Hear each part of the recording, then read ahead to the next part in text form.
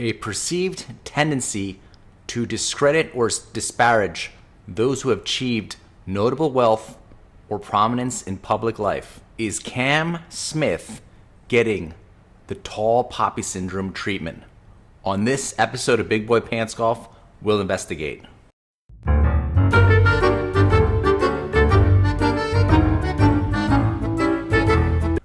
For this episode, it's important to note that Harold Varner III is from Gastonia, and as you can see from these headlines, it's a rough city.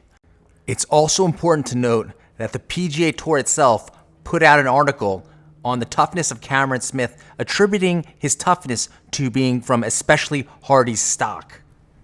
In discussing his family and his background, Cameron Smith says that they are mentally strong because they're working class people who have had to work their whole life to live basically.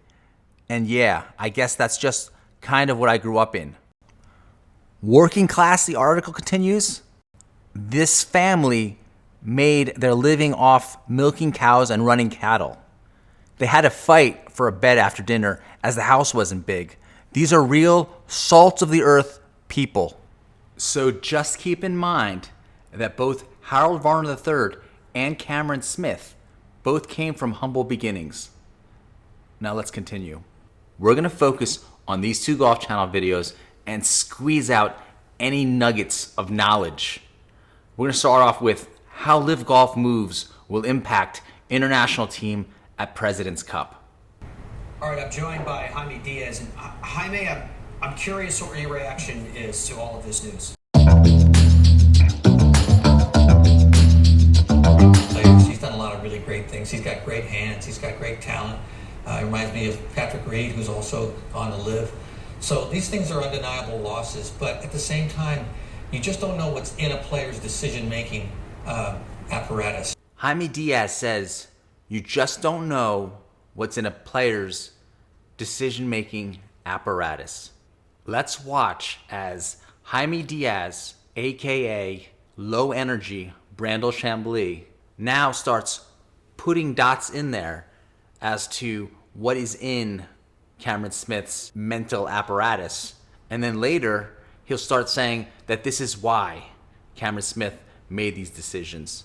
It's a little bit of a magic trick that if you just suggest something enough, it becomes fact. It's dark magic. Cameron Smith looks like he loves the arena when he's in it, but maybe he really doesn't.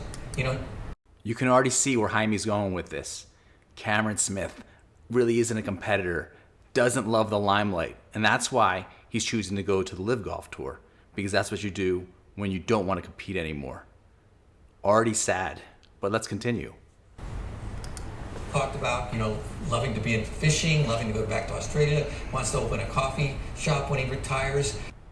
I think Jaime Diaz read this article about things you don't know about Cameron Smith and then noted, hey, he wants to open up a coffee shop. The only issue for Jaime is that this article came out before the British Open. So yes, Cameron Smith does want to open a coffee shop, but he didn't say this after the British Open.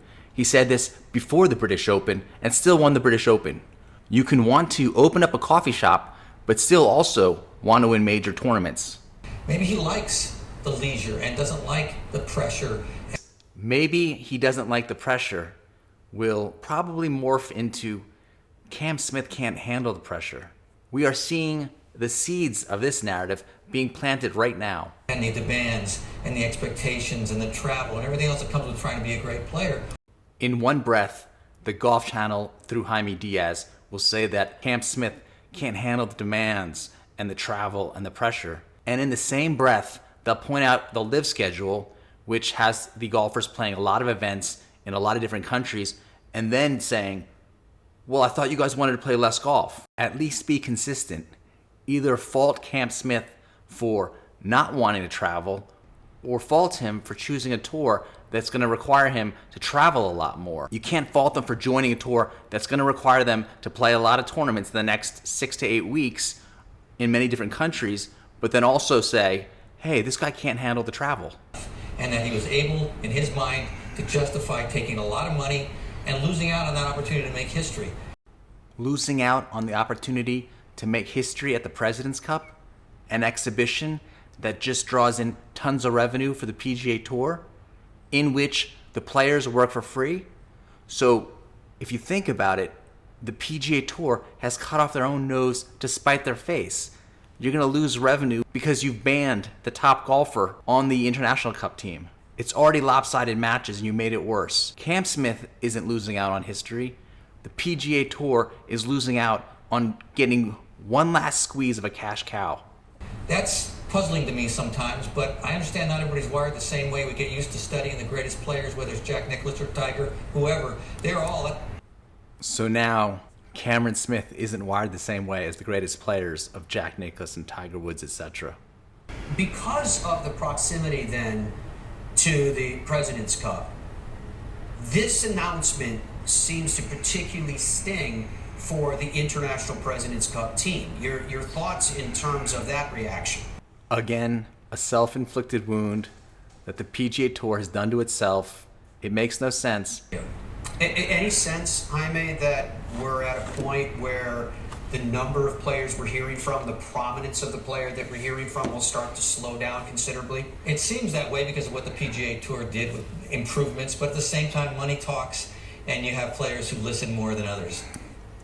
It's interesting here that Matt Adams thinks that the tide of players going from the PGA Tour to the LIV Golf Tour has been stemmed, despite the fact that Joaquin Niemann was in that secret 23 players meeting and still took the money and went to LIV.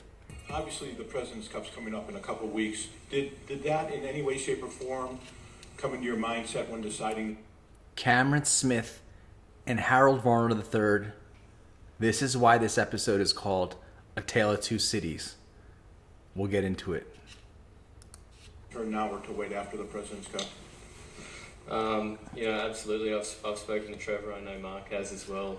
We're still willing to compete in that. I hope we can. I hope, Trevor's become a really good friend of mine over the last couple of years, him being on the... You can't. And here's a little gloating by Dan Rappaport for the fact that you can't. Broadcast team out there, but... Joined now by Jaime Diaz.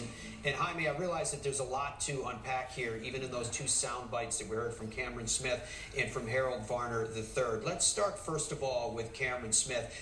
I'll throw a broad net at you and just ask what your overall reaction was to his comments. Well, one thing that struck me is a bit ironic that he, feels like, I wish I could play the President's Cup, and I'm willing to, obviously knowing that he's not going to be able to because the PGA Tour banned him. They just made this rule up this year. Of joining LIV, and yet he's very enthused about playing team golf for LIV, which seems like misplaced priority to me.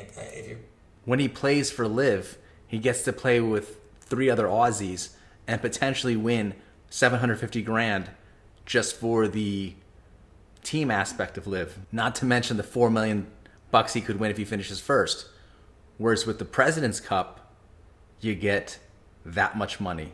So I guess Cameron Smith's misplaced priority is not wanting to, again, work for free so that the PGA Tour can just rake in the cash. And only this year, in reaction to LIV, decide that they're going to start using some of their reserves to somewhat copy LIV's format and ideas. You care about team golf, you play for your country on the international side. But, Cameron just made a decision that's very personal and may not agree with his priorities, but his priorities are not golf first. Here we go again.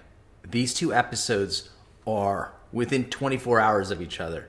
So, as I said before, Jaime's already planted the seeds. Now he's going to sow them himself. Style first. And he's entitled to that. But when you're gifted and number 2 in the world, it seems strange that you wouldn't capitalize on the total extent of what that can bring you. Instead, he is capitalizing on that. He made over $100 million in his deal, apparently.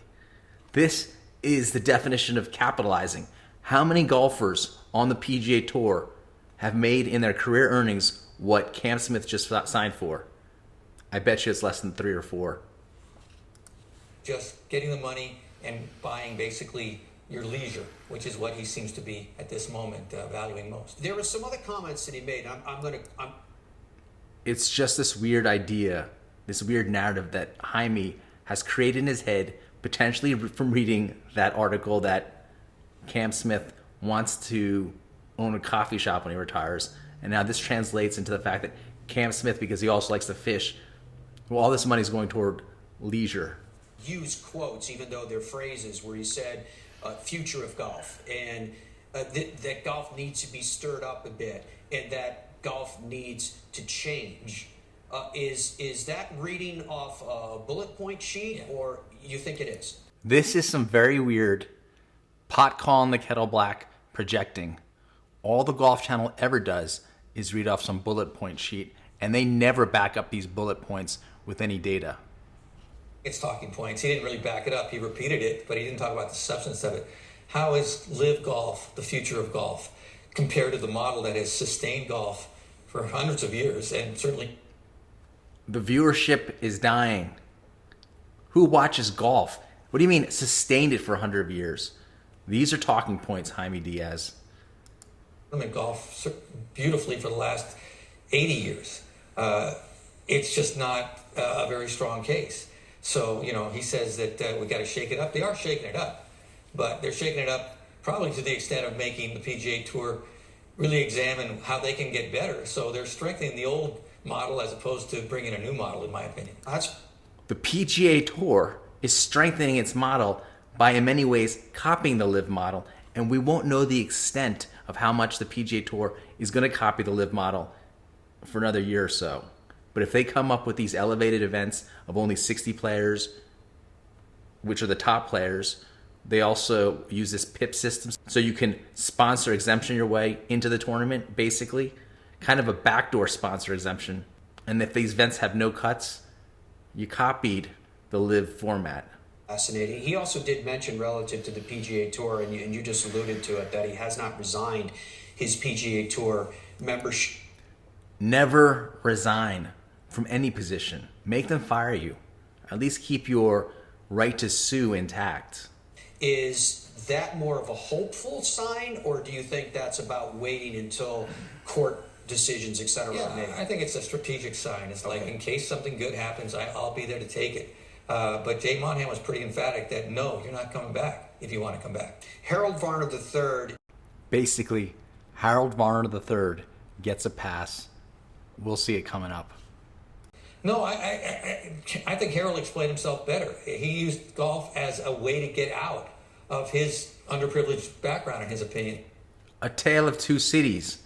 When you hear Jaime Diaz talk about Harold Varner's underprivileged background, you think the contrast would be that Cam Smith had this very privileged background. That's why he doesn't get a pass, right? Incorrect. Cam Smith also came from humble beginnings. To something better. And this is a way, in terms of monetarily at least, to get something better. So in a way, it's been... Harold Varner is 32 years old now. He's not some 22-year-old trying to scrap together couch change to make it into some Corn Ferry tournament. He's made $10 million on the PGA Tour. He won the Saudi Invitational, which was $1 million first place, plus the appearance fees. Let's just get the whole big picture in mind. Consistent. I think he'll miss golf, but at the same time, I think he's going towards something that he's probably idealized his whole life, which is independent wealth, helping. So it's okay for Harold Varner to go for his childhood dream of independent wealth, but it isn't okay for Cam Smith to do it because he's just going to use it for leisure. Generations that follow him as well. Yeah, and his foundation as well. It's very... Mention the foundation so that Harold Varner can seem like Mr. Charity, just like the PGA Tour tries to charity wash all of its money. Sure, they give a lot to charity, but they keep, 95% of it for themselves? So, is the Golf Channel and Jaime Diaz now targeting Cam Smith because he's the tallest poppy in the field and they're trying to chop him down?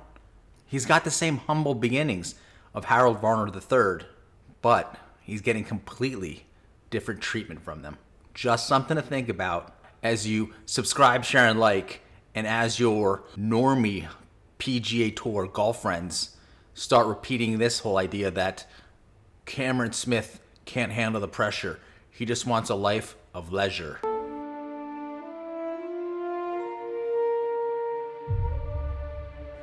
Big Boy Pants Golf will never let you watch the Golf Channel alone. It's bad for your brain and will help you debunk any of these weird narratives that you can see in real time the Golf Channel making.